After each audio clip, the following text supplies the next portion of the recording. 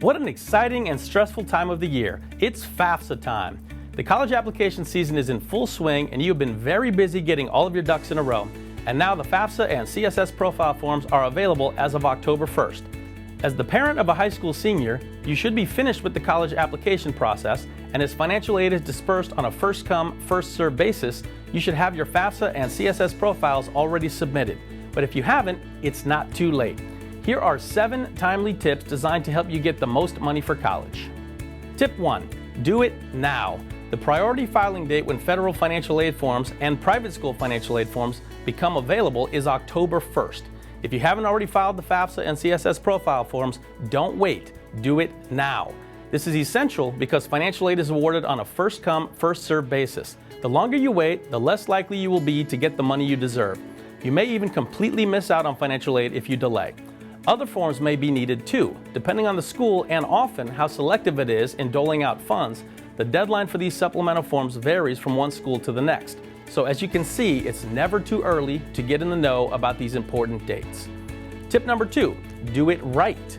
Check, double check, and triple check every comma, number, and word in every line of every form.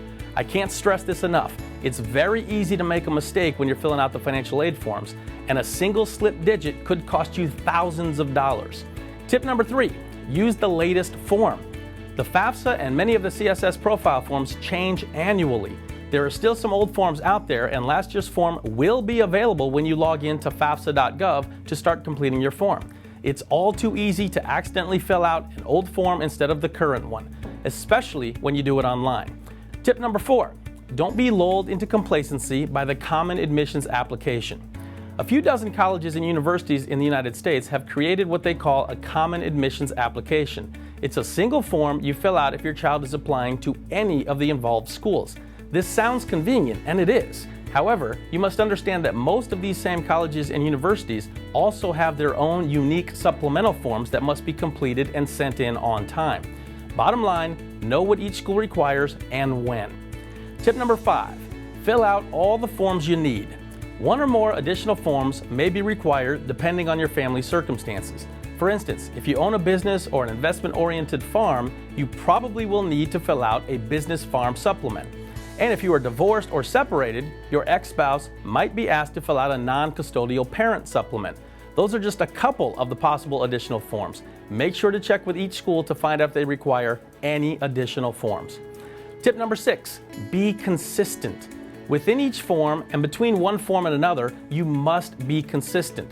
If on one form you say your income is $120,000 and on another form you say it's $100,000, you can bet that someone will notice. Your entire funding application package could be returned to you for an explanation, and of course, when you finally return the package, it will go to the bottom of the pile. And you could miss out on thousands of dollars of financial aid that your family truly deserves. Be consistent in every fact and figure. Make and keep copies of all of the forms you fill out so you can compare them and ensure accuracy and consistency. Tip number 7, send it in safely. Complete the FAFSA online at fafsa.gov. This is the fastest and most efficient way to submit your FAFSA for processing. But know that it's up to you to make sure that your application is submitted. Always check with each school's financial aid office to make sure they have received your FAFSA information. Then it's up to the financial aid officer to decide whether or not you're eligible for an award.